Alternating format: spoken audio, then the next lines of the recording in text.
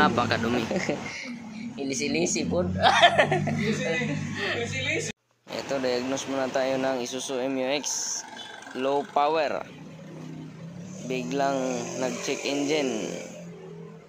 Pero ngayon, nawala na. Unstable yung idling. Yan, taas-baba yung RPM. At ito, may trouble code na isa. Buti, nababasa pa yung history code. Minsan kasi yung ibang trouble, hindi nababasa. Ito, meron. So, read codes natin. So, ayan po. Fuel pressure regulator A performance P0089. So, common to sa mga fuel rail. May hint na tayo kung anong problema niyan. Suction control malfunctioning. So, ayan. Dito sa live data, yan pa rin. P0089. Tingnan natin yung actual data parameters ng fuel rail pressure. So, ito fuel rail. So, yun yung reading niya. Actual. So, taas at baba. So, 40,000 kPa. Tapos, bumaba ng 20. So, sobrang laki ng difference. So, ang target desired pressure niyan during idling dapat nasa 30,000. So, yan. Pag-apakan rin. Pagbitaw, lumalagatak. At kung i-steady mo yung accelerator, yun, taas-baba yung pressure niya. Hindi niya ma-maintain talaga. Malfunctioning yung fuel rail pressure regulator. Yun, natanggalan natin ang fuel filter, dalawa. Ay, gawa.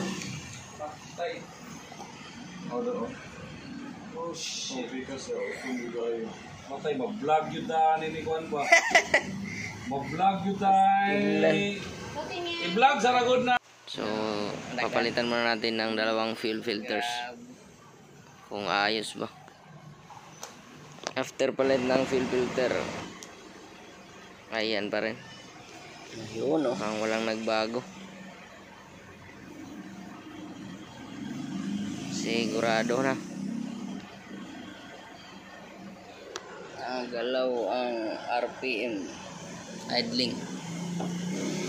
Fuel rail pressure, ganito siya ka unstable. Taas baba. Hindi na kaya sa fuel system, fuel filter replacement.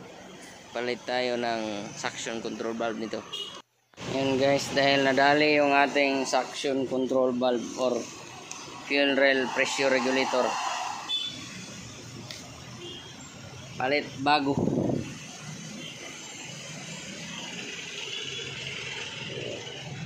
Yan, dalawang alin lang naman, 5mm. So tanggalin na natin yan. Natanggal ko na yung mga alin nito.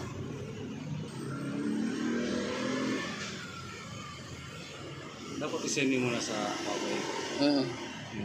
Para na po yung record, di ba? Tama, no? Isending mo sa Kuba. O, mana ito gi-repair last time. Sumil nga way ko, G. Pastilan. 8,000 genuine na. Hindi replacement. Nakabit na natin yung o-ring sa baba doon sa kanyang supply pump. Ayan. Kakabit na lang natin ito. Ito yung bagong Allen bolt, dalawa. So lagyan natin ng diesel yung o-ring para hindi magka-problema pagpasok, para smooth. So ayan, napasok na natin bagong suction. So yun guys, naikabit na natin yung dalawang allen niya. Fix na yung ating suction. So tapusin na lang natin, kabit na lang rin natin yung connector. Taod na. Igora mo kabayo. Sugaan na to. Ayan. Kaya Oo.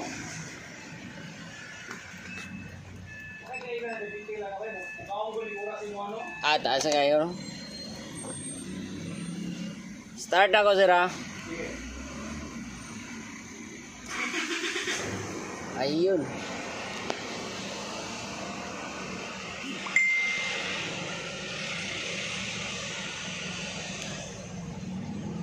Normal.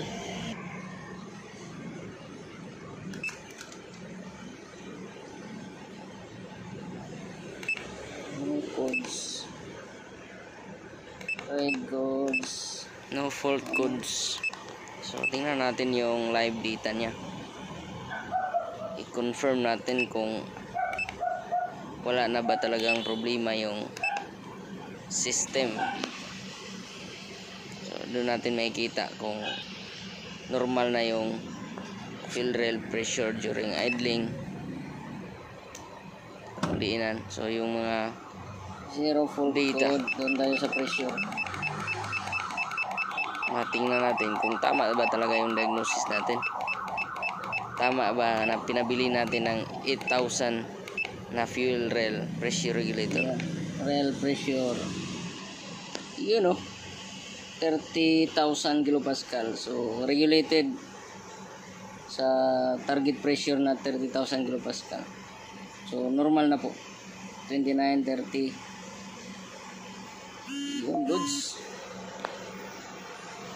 Dito. Ayun, wala nang knocking.